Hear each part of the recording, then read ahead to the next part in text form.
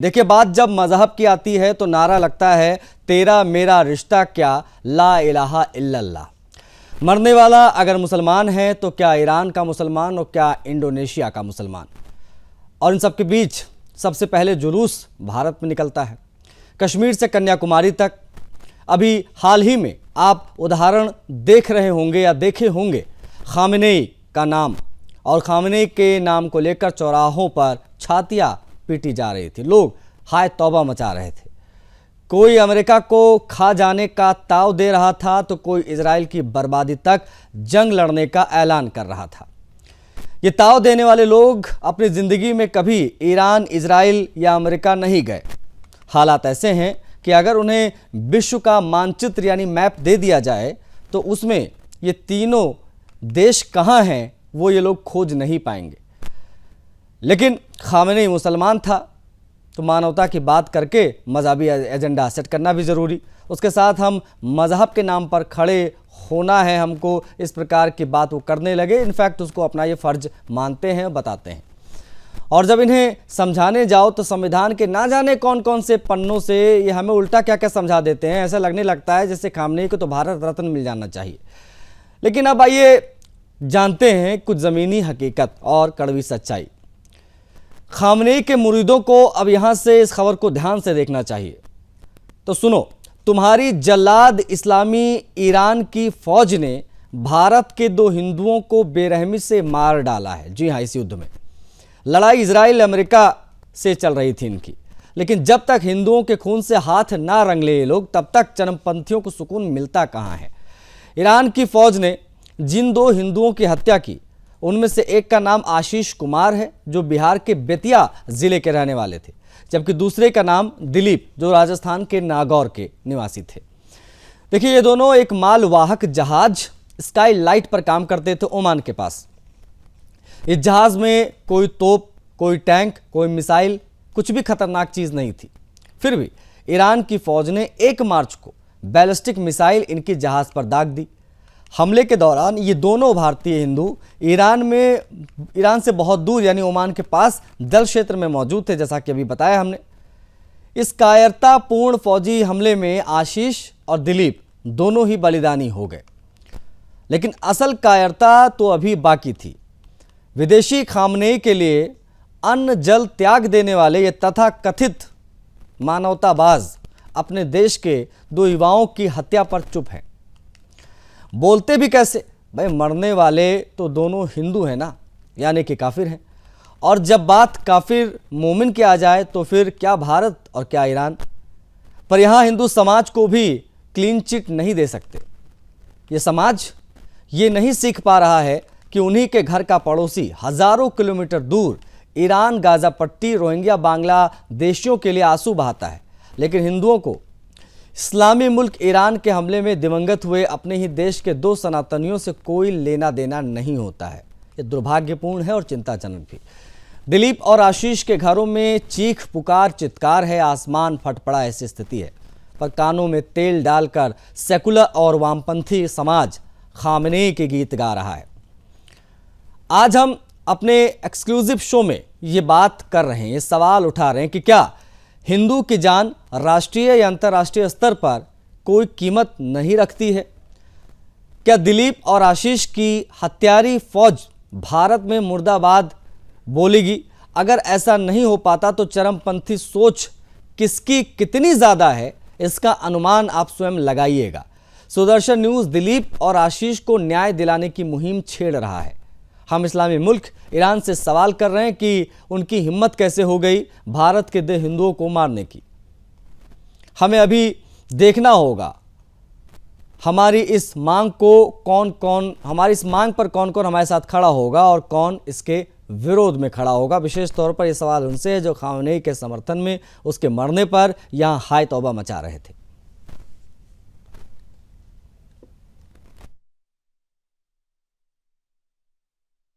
मेरा नाम देवेंद्र सिंह है और मेरा भाई दिलीप सिंह जो पिछले 22 जनवरी को एक मुंबई की मर्चेंट नेवी जिसका नाम एसकेएस कस्टमरियन सर्विस है उस पर गया था, जो एक स्काईलाइट कोर्स थी जो ओमान के लिए रवाना हुई थी।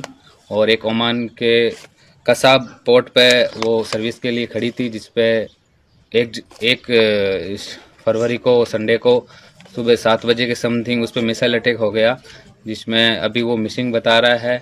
उसके से 4 दिनों से हमारी कुछ बात नहीं हुई है, ना किसी विदेश मंत्रालय से या भारत सरकार से, किसी प्रशासनिक किसी भी मंत्रालय या विभाग से हमारा कोई। हमारे साथ बता दें आपको डॉक्टर एच.एस. रावत जी जुड़ गए हैं, उनसे हम बात करेंगे। Doctor HS. रावत जी, बहुत स्वागत है सर आपका। ईरान, इजराइल, यूएस के बीच में जो भी संग्राम, महायुद्ध और ना जाने क्या क्या संज्ञा दी जा रही है वो वहाँ पर चल रहा है। इस बीच में हमारे 2 हिंदू भाई मारे गए और ये मर्चेंट नेवी में काम करते थे। ये पूरा मामला आपको बता दिया गया, और नहीं तो मैं रिपीट कर दे रहा हूँ। ओमान में ड्यूटी पर तैनात थे और ईरान के हमले में इनकी हत्या हो गई। ये मर गए, दोनों बलिदानी हो गए। इनके परिवार में एक राजस्थान नागौर, एक जयपुर, एक बिहार के बेतिया के हैं। पूरा परिवार दुखी है, मातम मना, लेकिन इनके साथ कोई खड़ा नहीं है, ना हिंदू ना। अब उनसे क्या ही उम्मीद करें। विशेष तौर पर मैं उनकी बात कर रहा हूँ जो खामनेई के लिए छाती पीट रहे थे। इनके लिए खामनेई सगा है, लेकिन अपने ही देश में, अपने ही पड़ोस में रहने वाले 2 हिंदू मारे गए, उनके लिए कोई बाहर नहीं आया। किस प्रकार से आप इसको देखते हैं? देखिए आशीष जी, सबसे बड़ी बात है कि हिंदुओं के सभी दुश्मन हैं। हिंदुओं के तो आपने देखा कि यहूदी भी दुश्मन हैं, ईसाई भी दुश्मन हैं, यहूदियों के बौद्ध भी दुश्मन हो चुके हैं। यहूदियों के तो कट्टर दुश्मन तो इस्लामिक लोग हैं, जिहादी लोग हैं। इनको हिंदुस्तान से कोई प्यार नहीं है, क्योंकि इनको प्यार सिर्फ उन जिहादियों से है जो इस्लाम के लिए लड़ते हैं। हमारे देश के अंदर कोई भी बात हो जाती है, अभी आपने देखा है कि बड़े बड़े मौलानाओं के बयान आ रहे हैं। अगर हिंदुस्तान पाकिस्तान का युद्ध हो जाए तो हम पाकिस्तान के साथ खड़े होंगे, हम इस्लाम के साथ खड़े होंगे, हम अपने भाइयों के साथ खड़े होंगे। ऐसी ऐसी जो मानसिकता के लोग इस देश में रह रहे हैं, ये सबसे घातक है हमारे देश के लिए। हिंदू के लिए भी इस तरह की स्टेटमेंटें आती है कि बांग्लादेश में अगर हिंदू मर रहे हैं तो हमें क्या लेना देना, वो उनकी समस्या है। अरे भाई, अगर बांग्लादेश में हिंदू मर रहे हैं और वहां पर अगर इस्लामी लोग, जिहादी लोग मारे जा रहे हैं, तुम्हें उससे क्या लेना देना। लेकिन सब काबा के लिए नतमस्तक हैं। जो यहाँ पर कन्वर्टेड हिंदू हैं, ये सब जो कन्वर्टेड हिंदू मुसलमान बने, ये सब कायर लोग हैं, इनको देश से कोई लगाव नहीं है। इसलिए जो ईरान ने वहां पर हिंदुओं को मारा है, वो टारगेट करके मारा है, वो गलत किया है। क्योंकि वो तो ये चाहते हैं कि हमें सपोर्ट करनी चाहिए। भाई, तुम्हें क्यों सपोर्ट की जाए? सपोर्ट करने का मतलब क्या बनता है हमारा? तुम लोग सब हिंदुओं के दुश्मन है, तुम कोई भी सपोर्ट नहीं करते। सब जितने भी इस्लामिक संगठन है वो सब कश्मीर पर हिंदुस्तान का विरोधी हो जाता है। तो इसलिए जो हिंदुस्तान में रह रहे हैं ये सब जहरीले नाग हैं। इन लोगों को हिंदुओं से कोई मतलब नहीं है। हिंदू मारे जाएं, जितने मर्जी मारे जाएं। एच.एस. रावत जी, अब सवाल ये है कि हिंदुओं का दुश्मन तो सबसे बड़ा खुद हिंदू है ना, इसके बारे में भी तो बात होनी चाहिए। ये हिंदू कितने निकले इन 2 परिवारों के लिए? ईरान में खामनेई मारा गया या दुनिया के किसी भी कोने में कोई मुसलमान मारा जाता है तो ये लोग नेशन फर्स्ट की बात नहीं करते, लोग इस्लाम फर्स्ट की बात करते हैं। और सभी लोग बाहर निकलते हैं और बड़े पैमाने पर विरोध करते हैं, जैसे खा जाएंगे। हमने देखा यूएस को चेतावनी दी जा रही है, ईरान की तरफ से जो है इजराइल को उसकी बर्बादी तक जंग लड़ने की बातें हो रही हैं। और हमने बताया ओपनिंग में भी कि अगर इन लोगों को मैप दे दिया जाए दुनिया का तो ढूंढ नहीं पाएंगे ईरान कहाँ है और अमेरिका कहाँ है, इजराइल कहाँ है। लेकिन जस्ट ओनली बिकॉज के सामने मुसलमान मरा, इसीलिए इतने बड़े पैमाने पर हाय तौबा और तमाम चीज़ें। लेकिन हिंदू 2 लोग मर गए इसमें और उनके लिए कोई आवाज़ उठाने वाला नहीं है। ये भी अपने आप में दुर्भाग्यपूर्ण। इसलिए कह रहे हैं कि हिंदुओं का सबसे बड़ा दुश्मन खुद हिंदू है। ये भी अब जगने का समय आ गया, इसके बारे में भी हम बात करेंगे, तो प्लीज़ आप बने रहिएगा। एच.एस. रावत जी हमारे साथ हमारे ब्यूरो चीफ बिहार के जुड़ गए हैं, प्रेम, उनसे बात करेंगे। प्रेम, आशीष कुमार नाम बताया गया, बेतिया के रहने वाले, इनकी भी मौत हो गई। ये ओमान में मर्चेंट नेवी में काम कर रहे थे, एक मिसाइल इनकी जहाज़ पर भी लगा, इनकी भी मौत हो गई। जो 2 हिंदू मरे उनमें। इस समय आशीष कुमार के घर का माहौल कैसा है, क्या जानकारियां वहां से मिली हैं? लोगों से, हिंदुओं से, सरकार से मांग क्या है परिवार की, क्या जानकारी? देखिए, जिस तरीके से हमने ये जानकारी भी दी कि ओमान में मर्चेंट नेवी में कार्यरत है आशीष जी, मात्र ऐसे शख्स थे जो घर चला रहे थे, परिवार का ख्याल रख रहे थे, दूर थे परिवार से। लेकिन जिस जहाज पर वो थे उस समय जो परिवार बता रहा है कि वो कमरे में मौजूद थे, मिसाइल से अटैक होता है और उस अटैक में आशीष की जान चली जाती है। कुछ दिन पहले तक ये बताया गया कि आशीष जो है लापता है, लेकिन ईमेल के जरिए परिवार से ये सूचना आती है नहीं कि आशीष की मौत हो गई है। तो इसके बाद परिवार का बुरा हाल है। 5 साल का आशीष का बच्चा है, छोटा बच्चा है। मतलब हाल ही में जो है मतलब बच्चे ने स्कूल जाना शुरू किया है। तो ये चीजें परिवार का रोकर बिलक कर बुरा हाल है।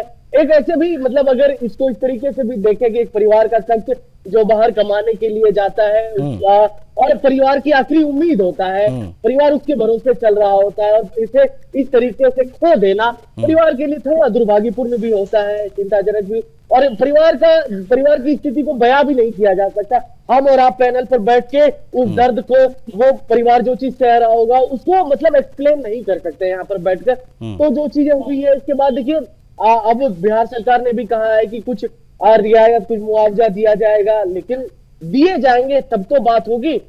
लेकिन जो फिलहाल चीजें हैं अब तक। अच्छा, एक चीज और प्रेम, केंद्र सरकार, राज्य सरकार या स्थानीय प्रशासन की तरफ से क्या आश्वासन परिवार को दिया गया? एक चीज ये बताइए, नहीं दिया गया तो भी इनकी बॉडी पहुंची कि नहीं पहुंची, उससे संबंधित क्या जानकारियां हैं? और एक और महत्वपूर्ण चीज ये है कि जब से खबर आई कि 1 मार्च के आसपास का ये मामला बताया जा रहा है, जब मिसाइल इनके वहाँ पे लगी और इनकी जो है मौत हो गई, बलिदानी हो गए, उसके बाद से लेकर अब तक कितने हिंदू समाज के लोग इनके घरों पर पहुंचे, इनके सपोर्ट में खड़े रहे, इनको ढांढस बंधाया? क्या इस प्रकार की चीज दिखी कि सभी लोग गायब? देखिए, मैं आपको पहले बता दूं कि जब इस मामले में जब संजय जायसवाल जो सांसद है उन्होंने इंटरवीन किया, इसके बाद जो है परिवार ने ये कहा है कि संजय जायसवाल ने जब इंटरवीन किया तो चीजें निकल कर सामने आई कि आशीष की मिसाइल अटैक में मौत हो गई है। अब उस समय पहले तक ये बताया गया कि आशीष लापता हो गए हैं, ओमान से गायब हो गए हैं, लेकिन उसके बाद मतलब परिवार का शक था। आज सांसद को नोटिफाई किया गया, संजय जायसवाल को बताया गया। संजय जायसवाल इंटरवीन करते हैं, विदेश मंत्रालय से बात करते हैं, टच में आते हैं तो ओमान से, तो फिर उसके बाद क्लियर हुआ कि नहीं, मिसाइल अटैक में आशीष की मौत हो गई है। तो ऑब्वियसली है कि सांसद का सपोर्ट मिला है, सांसद का साथ मिला है, तभी ये चीजें बाहर भी आई है। डेड बॉडी की पहुंचने की बात तो सामने नहीं आई है अभी तक, लेकिन मैं आपको बता दूं कि सांसद लगातार टच में है, संजय जायसवाल लगातार टच में है। राज्य सरकार ने भी कहा है कि जिस तरीके की चीजें हैं, कुछ अगर हेल्प राज्य सरकार के द्वारा परिवार को की जाएगी तो वो की जाएगी। लेकिन मुझे ये लगता है मतलब हम लोग एज ए ह्यूमन भी अगर इस पर बात करें तो आप फाइनेंशियली सपोर्ट कर सकते हैं, लेकिन जिस परिवार ने अपना शख्स खोया है, जिस परिवार का इकलौता चिराग था, उसके लिए बड़ी बात हो जाती है कि एक परिवार का शख्स खोना जो पर परिवार चला रहा हो। ठीक है प्रेम, आप बने रहिएगा हमारे साथ। डॉक्टर HS रावत सर हमारे साथ हैं, हिंदू धर्म गुरु, उनसे हम लगातार बात कर रहे हैं। रावत जी, दिलीप और आशीष, ये 2 नाम हैं जिनके बारे में आज हम बात कर रहे हैं, जिनके बारे में कोई बात नहीं कर रहा है। आशीष के घर पे चीख पुकार चित्कार किस प्रकार से मची हुई है, किस दौर से परिवार गुजर रहा है, वो हमारे जो ब्यूरो चीफ हैं बिहार के, उन्होंने बताया बेतिया में इस वक्त क्या हाल है।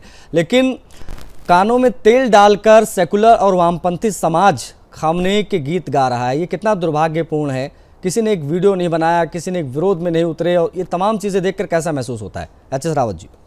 देखिए, बहुत ज्यादा दुख महसूस होता है आशीष जी। सबसे बड़ी बात मैं सुदर्शन न्यूज को धन्यवाद देता हूँ। सुदर्शन न्यूज एक ऐसा है जो हिंदुओं के लिए चैनल खड़ा होता है, हिंदुओं के को समझता है, और आज हिंदुओं में जितनी भी अवेयरनेस जितनी पैदा की है उस सब के लिए सुदर्शन न्यूज जिम्मेवार है। आप लोग जिम्मेवार हैं। आप जैसे निडर जितने भी निर्भीक पत्रकार होते हैं इन बातों को उठाते हैं। अन्यथा देखा जाए तो कोई भी चैनल इन बातों को उठाता ही नहीं है। हिंदुओं की दर्द को उठाने में सबको शर्म आती है और उनको सांप सूंघ जाता है। और सबसे बड़ी बात है कि जो इस्लामी लोग हैं, इन लोगों को तो हर जुम्मे के दिन कहीं ना कहीं इनको पंपिंग की जाती है, इनको भरा जाता है, इनका दिमाग ब्रेन वॉश किया जाता है। हमारे यहाँ तो महीने 2-2, 4-4 महीने तक कोई मंदिर नहीं जाता, पूरे साल तक मंदिर नहीं जाता है। उनको कहीं समझाया नहीं जाता कि हिंदू खतरे में, किस प्रकार से खतरे में है। कोई हमारे पुजारी उनको नहीं बताते। हमारा जो संस्कार है वो इस प्रकार का है ही नहीं, वो सिखाया नहीं जाता कि अगर कोई खत्म हो जाए तो उसके खिलाफ सारे हिंदुओं को एक खड़ा हो जाना है। अभी जैसे उत्तम नगर के अंदर एक हादसा हुआ तो वहां पर भी अब लोगों में जब संगठन खड़े हुए तो लोगों में जोश आता है, जबकि वहां के जो खुद गली के जो लोग थे, हिंदू थे, इधर उधर के हिंदू थे, वो कोई एक्शन नहीं ले पाए। तो इसलिए हमारे अंदर एक जोश भरने की आवश्यकता है, और वो जोश है ही नहीं। क्योंकि वो भरा जाता संगति से, संस्कारों से। हमारे संस्कार तो सभी को पूरे विश्व के कल्याण की बात करता है, और ये अपने कल्याण की बात करते हैं। इनको देश से कोई मतलब नहीं, इनको हिंदुओं से कोई मतलब नहीं। तो इस वजह से ये कमजोरी हिंदुओं की है, इसमें कोई दो राय नहीं है। हमारे जो संगठन है उनको मजबूती के साथ इनमें आगे आना पड़ेगा। हिंदुओं को कहीं ना कहीं समझाना पड़ेगा, उनको वो करना पड़ेगा, उनको बताना रावत पड़ेगा। जी, एक चीज़ है, मतलब एक तो बात बहुत स्पष्ट है कि इस पूरे मामले में हम दूसरों पर उंगली क्या उठाएं। ये हिंदुओं को तो हम क्लीन चिट इसमें नहीं दे सकते। ये हमारा जो समाज है वो ये नहीं समझ पा रहा है या सीख नहीं पा रहा है कि उन्हीं के पड़ोस में रहने वाला कोई मुसलमान ईरान, गाज़ा पट्टी, रोहिंग्या, बांग्लादेश के लिए आंसू बहाता है, लेकिन हिंदुओं के इस्लामी मुल्क ईरान के हमले में दिवंगत हुए अपने ही देश के 2 सनातनियों से कोई लेना देना नहीं है। दिलीप और आशीष के घर कोई मुसलमान नहीं पहुंचा। ये सब मानवता मानवता मानवता की बात करते हैं। खामनेई की मौत पे खामनेई मेरा शेर है, शेर, इस प्रकार की बातें, रील्स, तमाम चीज़ें आप देख रहे होंगे। छाती पीट रहे हैं लोग, लेना एक न देना दो। लेकिन आज उसी मानवता, अगर मानवता ही आधार है तो यहाँ मानवता मर गई क्या इनकी? बिल्कुल, इसमें आशीष जी, इसमें कोई दो राय नहीं है, इनके लिए कोई मानवता नहीं है। आप देखिए किस प्रकार से लखनऊ के अंदर, कश्मीर के अंदर लोग रो रहे थे, औरतें रो रही थी। खामनेई हमारा बाप था, खामनेई हमारा अल्लाह था, खामनेई हमारा सब कुछ था। तो जब इस प्रकार से एक वहां ईरान के लिए लोग, या हमास के लिए, फिलिस्तीन के लिए लोग इस प्रकार से रोते हैं, लेकिन हिंदुओं से कोई लालच नहीं। हिंदुओं के साथ तो जम्मू कश्मीर में किस प्रकार का अत्याचार इन लोगों ने किया है, तो ये अपनी शरिया के लिए और अपने इस्लाम के लिए ही सिर्फ अड़े होते हैं। इनको हिंदुओं से कोई मतलब नहीं है। तो हिंदुओं को इस बात को समझना पड़ेगा। अगर हिंदू इस बात को नहीं समझे तो आने वाले समय में हिंदुओं को भारी नुकसान होगा, और भारी नुकसान उठाना भी पड़ेगा। इसलिए इसमें कमी हिंदुओं की है। सब लोगों को जाना चाहिए था, जाकर के वहां पर दोनों जो व्यक्तियों की मृत्यु हुई है उसमें उनको सपोर्ट करना चाहिए था, उनको फंडिंग देनी चाहिए थी, जिससे उनमें उत्साह बने। तो इसलिए हमारी बहुत बड़ी कमी है आशीष जी, इसमें कोई दो राय नहीं है। हमारे संगठनों की बहुत बड़ी कमी है, हिंदू संगठनों की बहुत बड़ी कमी है। सिर्फ वो फोटो खिंचवाने के लिए संगठन काम करते हैं, और जहां पर इस तरह की जरूरत होती है तो वहां कोई धरना नहीं है, कोई प्रदर्शन नहीं है, इस तरह की चीजें कुछ होती नहीं है। तो ये बहुत बड़ी कमी है, तो इसको सुधारने की आवश्यकता है। और हमारे जितने धर्मगुरु, जितने भी हमारे संत साधु हैं, उन सबको भी कहीं ना कहीं हिंदुओं को जागृत करने की आवश्यकता है। अगर वो जागृत नहीं होते हैं तो दिक्कत आएगी। ठीक है, आप बने रहेगा। हमारे साथ प्रेम भी हैं, हमारे ब्यूरो बिहार के। प्रेम, जब से इसकी जानकारी मिली है तब से बिहार में, विशेष तौर पर बेतिया में, पटना में, जब आपने लोगों से बातचीत की, इस खबर को शेयर किया, तो लोगों के क्या रिएक्शंस हैं? लोग किस प्रकार से इस पर आक्रोश व्यक्त कर रहे हैं, क्या प्रतिक्रिया व्यक्त कर रहे हैं, वो प्लीज़ बताइए। क्योंकि खामनेई की हत्या पर बहुत बड़े पैमाने पर हमारे देश में विरोध हुआ है। इन 2 हिंदू भाइयों की मौत पर क्या विरोध या क्या प्रतिक्रिया आपने देखी, ये बताइए। देखिए, मैं जो बात बोलने जाऊंगा हो सकता है लोगों को बुरी लगे, ये लगे कि क्या बातें कर रहा है, लेकिन आप सोचिए, इतनी बड़ी घटना हुई है, आप ईरान के लिए हाय तौबा मचा रहे हैं, खामेनेई की मौत पर हाय तौबा मचा रहे हैं, लेकिन आपके शहर का लड़का, आपके जगह का लड़का, उसकी इस तरह से मौत हो जाती है, जो 16 साल से मर्चेंट नेवी में कार्यरत है। मैं इस बात को बड़ी जिम्मेदारी से कह रहा हूं कि किसी मीडिया चैनल ने इसको इस तरीके से रिपोर्ट नहीं किया है, जिस तरीके से आज सुदर्शन न्यूज इसको रिपोर्ट कर रहा है। किसी ने इस तरीके से बात भी नहीं उठाई है। ये बातें चर्चा का विषय तक नहीं है। आप सोचिए, ये बातें सुनकर दुख भी होता है कि मान लीजिए इतनी दूर जाकर किसी की मौत हो जाती है, और वॉर जोन में, मतलब वॉर के टाइम में इस तरीके चीजें हो जाती है। आप दूसरे देश के लिए हाय तौबा मचाते हैं, वहां के लोगों के लिए हाय तौबा मचाते हैं, लेकिन आप जहां रह रहे हैं वहां पर इस तरीके की चीजें हुई है, उसके साथ हुई है, वहां पर के लोग के साथ हुई है, और नो डिस्कशन एट ऑल, और जानकारी तक नहीं है लोगों के पास। मीडिया चैनल ने इसको रिपोर्ट तक नहीं किया है अच्छे से डिटेल में, और अभी तक दुख होगा इस बात को जानकर कि परिवार ये कह रहा है कि जो मतलब पार्थिव शरीर है वो भारत ला दिया जाए यार, मतलब बिहार को लाया जाए। तो अभी तक जिस तरीके से मीडिया ने भी इसको इस तरीके से नहीं उठाया कि जो प्रेशर बन पाए, जिस पर तेजी आ पाए। ठीक है, सांसद का एफर्ट लगा, चीजें सामने आई, ये क्लियर हुआ कि लापता नहीं है, वो अपने कमरे में बंद थे, मिसाइल अटैक होता है, कुछ लोग क्रू मेंबर बच जाते हैं, लेकिन उनकी वहां पर मौत हो जाती है। तो सांसद के इंटरव्यू करने के बाद हुआ है, लेकिन अब सवाल यही है कि क्या पार्थिव शरीर आएगा? 5 दिन हो चुके हैं, 5 से 6 दिन हो चुके हैं। आप सोचिए 1 तारीख की घटना है, आज इतना लंबा टाइम हो गया है। मतलब इतने लंबे टाइम होने के बाद भी लोगों तक अगर जानकारी नहीं पहुंच पाई है, लोगों तक खबरें नहीं पहुंच पाई है, लोगों तक डिटेल्ड रिपोर्ट नहीं पहुंच पाई है, तो मीडिया की भी गलती है, पत्रकारों की भी गलती है। हम भी अपनी जिम्मेदारी से इसमें पीछे रहे कि हमने इन चीजों को इस तरीके से रिपोर्ट, लेकिन आज सुदर्शन न्यूज इस चीजों को बता रहा है कि अभी तक पार्थिव शरीर नहीं पहुंच पाया है। दुखद है, इसके बारे में ज्यादा बोल पाना भी उस परिवार के लिए भी नहीं है पॉसिबल। क्या बोलेगा परिवार जिसने अपने चिराग को खो दिया, जो अपने फैमिली को चला रहा था 16 सालों से, परिवार का भार ढो रहा था, तो वो अब नहीं रहा दुनिया में। तो इससे बात कर लेना जी। ठीक है प्रेम। रावत जी, मैंने आज अपनी इस चर्चा में शामिल होने के लिए मुस्लिम स्कॉलर भी बुलाया था। कोशिश थी उन्हीं मुस्लिम स्कॉलर को बुलाया जाए जो ईरान के सपोर्ट में लगातार हमसे हर डिबेट में शामिल हो रहे थे, ईरान के सपोर्ट में खामनेई का समर्थन क्यों हो रहा है इसकी वकालत कर रहे थे, लेकिन वो दुर्भाग्यवश हमारे साथ नहीं जुड़ पाए। लेकिन मैं उनसे पूछना चाह रहा था कि ईरान, क्योंकि जब ईरान की बात हो रही तो भाई ईरान की मिसाइल से ये मारे गए हैं, इस बात की पुष्टि हो चुकी है। अब क्या खुले मंच से वही तथाकथित बुद्धिजीवी मुस्लिम स्कॉलर खुले मंच से ईरान और खामनेई की निंदा करेंगे या नहीं करेंगे, ये अब मैं उनसे समझना चाह रहा था। आपको क्या लगता है वो क्या कहते हैं सुनकर? क्योंकि जब हम अलग अलग मंचों पर उनसे बात करते हैं, पूछते हैं, एक वीडियो मैंने देखा कल परसों में वायरल होते हुए एच रावत जी की, अगर ईरान और हिंदुस्तान की लड़ाई हो जाए तो आप किसके साथ खड़े रहेंगे? तो कहता है ईरान के साथ खड़े रहेंगे। ये बौद्धिक, ये स्तर जो है मानसिक, ये जिहादीपन, ये कहाँ से आता है इनके अंदर? देखिए, इसमें कोई दो राय नहीं है, ये सब अल्लाह की देन है और इनका ब्रेन वॉश किया हुआ है कि आपको सिर्फ अल्लाह के अच्छा, नाम पे इसके बाद रावत जी, जब इनसे कह दिया जाए कि जाओ फिर ईरान में रहो या जाओ पाकिस्तान में रहो, तब फिर ये विक्टिम कार्ड निकालते हैं और दुनिया भर का प्रोपेगेंडा सेट होने लग जाता है। जी बिल्कुल, अगर वो जो इस्लामिक स्कॉलर होते हैं तो वो सीधा सीधा जवाब देते।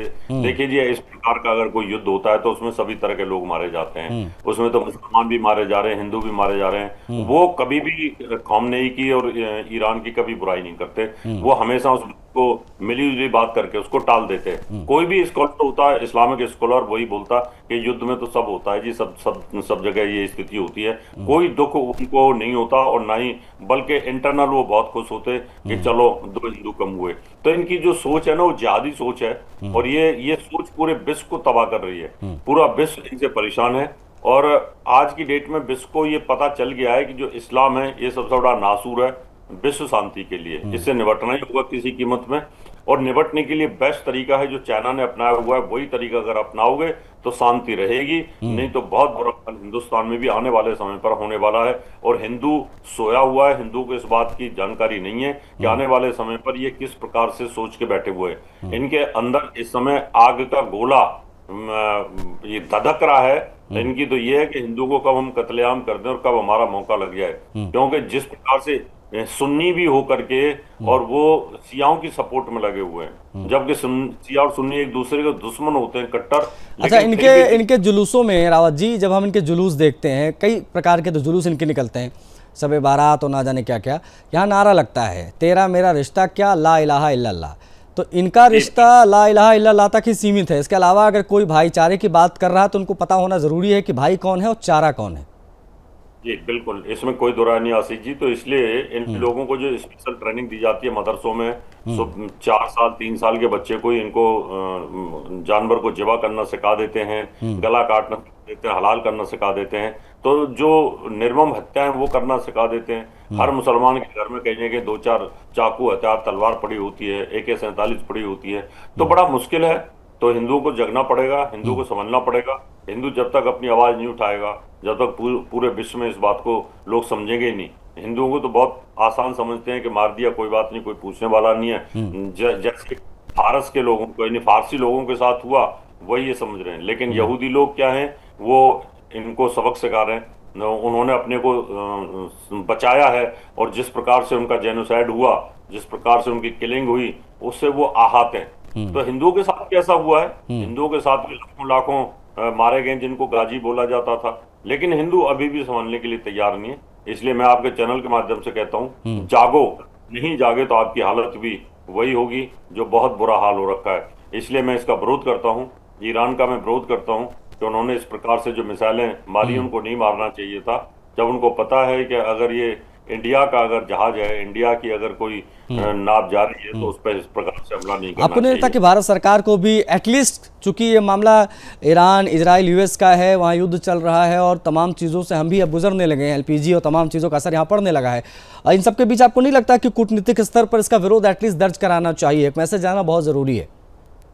देखिए आशीष जी, भारत की जो सरकार है और जो लीडरशिप है, जो पार्लियामेंट है, वो वेट एंड वॉच में है, वो तमाशा देख रही है और क्या हो रहा है वो इंटरफेयर नहीं कर रहे किसी भी तरीके से, ना इजराइल की तरफ है ना ईरान की तरफ है, वो वेट एंड वॉच में है। जब वेट एंड वॉच में होता है, क्योंकि हमारा जो देश है वो शुरू से निर्गुट सम्मेलन का समर्थक रहा है, हमने तो कभी दोनों शक्तियों के सपोर्ट में नहीं रहा, लेकिन राजनीति बदलती रहती है धीरे धीरे।